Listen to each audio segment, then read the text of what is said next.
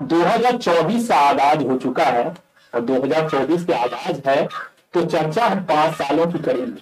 हालांकि main stream की media आपसे ये चर्चा नहीं करेगी, क्यों नहीं करेगा इसका जवाब आप बखूबी भी जानते हैं।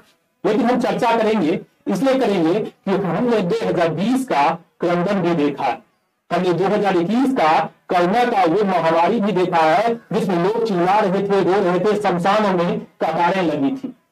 हम 2022 की भी चर्चा करेंगे, हम 2023 की भी चर्चा करेंगे, लेकिन सबसे पहले हम चर्चा करेंगे 2020 और 21 का जो कोरोना का काल था, उस काल में कौन सक्रिय था। मधुबनी जिला बहुत बड़ा है, 10 विधानसभा है, 2 लोकसभा क्षेत्र है और हमने बहुत करीब से कोरोना के समय में देखा कि लोगों की भावनाएं किस तरह से रो रही थी 2020-21 में, क्योंकि नेता सभी घर में दुबक चुके थे।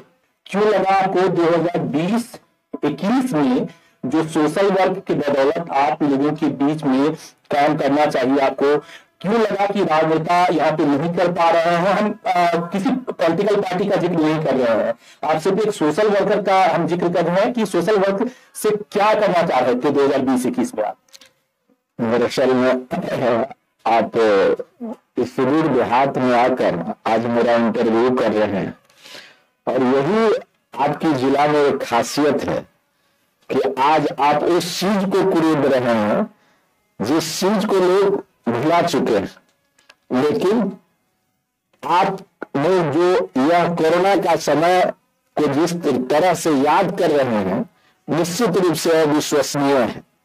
मुझे लगता नहीं था कि उस समय में मैं भी बच पाऊंगा, लेकिन मैं कर क्या सकता था, मेरे पास कोई विकल्प नहीं थे। ये थके हारे आपने ठीक ही कहा, जिस तरह से क्षेत्रीय सांसद की आपने चर्चा की उसी प्रकार से लोग कई प्रकार के चर्चाएं कर रहे थे।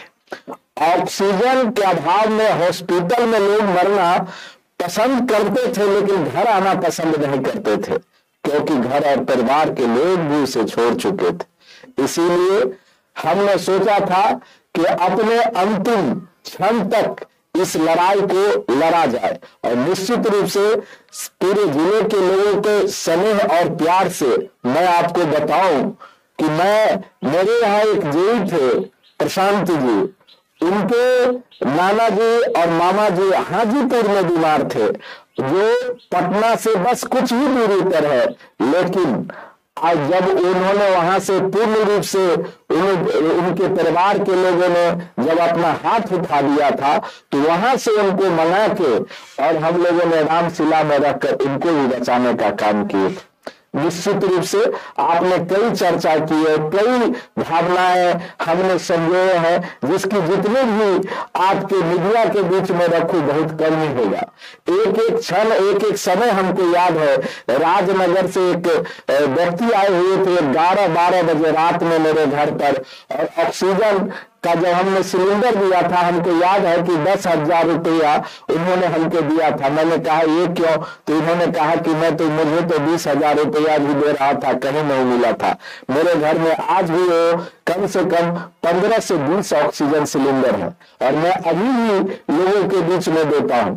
मैं एक और बात कहूं कि बड़ा ही बेबाकी से कहना चाहता हूं कि उस समय में मेरे घर पर जब ये ऑक्सीजन सिलेंडर का जब वितरण हो रहा था तो कुछ लोगों ने कहा कि ये ऑक्सीजन सिलेंडर आया कहां से, और उसके तहत मुझे मेरे घर पर छापा भी मारने का प्रयास किया जा रहा था। मैं आपको बताऊं, मैं सिलेंडर जहां तहां जिस जगह से हुआ सभी जगह से कलेक्ट करके हमने रखा था, और इसको अपने स्वयं जब मैं इसको भराने के लिए दरभंगा जाता था तो जो वहां के व्यक्ति थे जो सिलेंडर देते थे तो 2-3 बार तो पहले वो सिलेंडर को कहते थे कि छोड़ दीजिए। जब 2-3 दिन हम लगातार गए तो मेरा जो ड्राइवर था गाड़ी का वो भी सिलेंडर बोल दिया, कहा कि मेरे सामने में तो नहीं लेकिन परोक्ष रूप से कहे कि अगर जिंदा रहूंगा तो बाल बच्चा को भी देखना है। इस सब चीज को जब मेरे भी परिवार के लोग जानने का प्रयास किया तो मुझे भी घर से समझिए एक तरह से बाइकआउट कर दिया गया। मैं यही दरवाजे पर रहता था और मुझे भी डर था कि कोरोना, और जब कभी कोई फीवर वगैरह आता था तो मैं किसी को बोलता नहीं था। और हमेशा प्रयास किया कि मैं उसके आंसू को पोंछने का काम करने का भरसक प्रयास किया, जिसके आंसू को पोंछने वाला कोई नहीं था।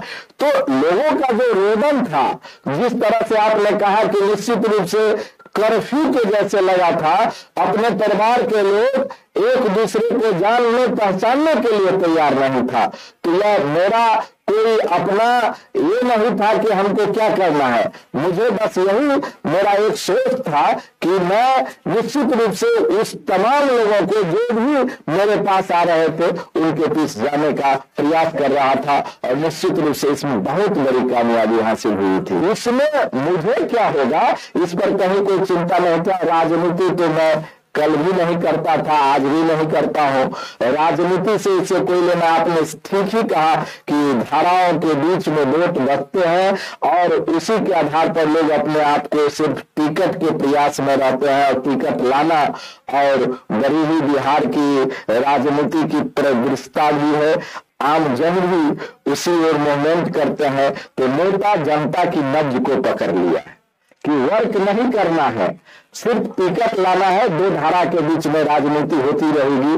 तो इसीलिए कोरोना काल में वो घर बैठ गए, और 2024 आ रहा है तब वो लोग तमाम लोग घर से निकलेंगे। हम 2024 की जब परिकल्पना करते हैं तो एक पार्टी जय श्री राम के नारों के साथ में आएगी, दूसरा पार्टी उनका विरोध करते हुए नजर आएगी। तेजस्वी जी भी न्याय यात्रा, हालांकि आप उस पार्टी से आलोचना नहीं करेंगे, तेजस्वी जी भी विश्वास यात्रा के साथ निकल गए हैं, राहुल गांधी न्याय यात्रा के साथ निकले। सभी पार्टी का एक ग्लोबल मुद्दा के आधार पर निकल गए। लेकिन अभी भी जिस बॉर्डर क्षेत्र से हम लोग आते हैं, या आपका घर बॉर्डर क्षेत्र में है, तो 4 विधानसभा यहाँ पे लगते हैं। बॉर्डर क्षेत्र के लोगों की अभी भी बहुत सारे जो मूलभूत समस्याएं अभी भी वर्तमान है। जैसे हम जिस सड़क से आ रहे थे, सड़क नहीं है, बहुत कठिनाइयों से सड़क क्रॉस करते हैं, लोग आते हैं जाते हैं। तो मूलभूत समस्याओं के आधार पर लोग वोटिंग क्यों नहीं करते, क्यों धाराओं के आधार पर बढ़ जाते हैं? आप तो आम लोगों के पीछे रहते हैं।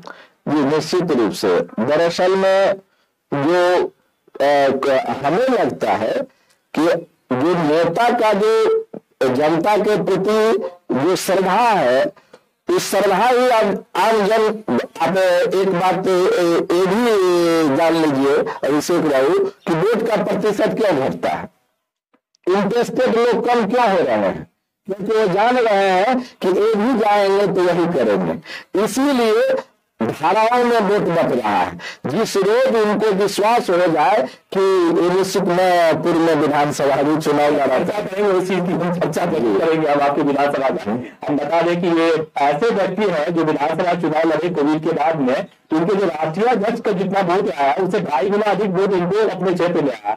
तो ये काम के बदौलत वोट मिलता है। उदाहरण सामने ब्रज किशोर जी, उनके राष्ट्रीय अध्यक्ष से अधिक वोट इन्हें मिला था, तो वो मिलता है। लेकिन ये मास की आदमी के बीच में ये चर्चाएं नहीं होती, ये ऑप्शनल हो जाते हैं। ब्रज किशोर जी शायद बिहार के ऐसे इकलौते नेताओं जो अपने राष्ट्रीय अध्यक्ष से 2.5 गुना अधिक वोट लाए। लेकिन आम लोगों में ये चर्चा होनी चाहिए ना कि हम मूलभूत समस्याओं के आधार पर वोट देंगे। बहुत सारे नेता है, जानते हैं कि क्षेत्र में कभी नहीं आते हैं। अभी आप ही के क्षेत्र के हैं और शंकर जी विधायक है, या फिर आपके बगल में बावरही विधानसभा अभी बॉर्डर क्षेत्र से लगा, लाठी विधानसभा आपके बॉर्डर क्षेत्र से है, लोकी विधानसभा पूरा बॉर्डर क्षेत्र से। तो बहुत सारे बॉर्डर एरिया में जाते हैं तो उनके विधायक को जानते भी नहीं है, और समस्या है वही की वही बरकरार है। तो क्यों धारा के आधार पर लोग बटे हुए हैं, क्यों अपनी समस्याओं को ध्यान नहीं देते हैं? ये तो हमें भी पता नहीं चलता है। लेकिन आपने जो चर्चा की, निश्चित रूप से यह बहुत ही बड़ी एक सोचनीय विषय है। अब इस चीज को परिवर्तन आने में कितना समय लगेगा ये तो मुझे पूर्ण रूप से जानकारी नहीं है।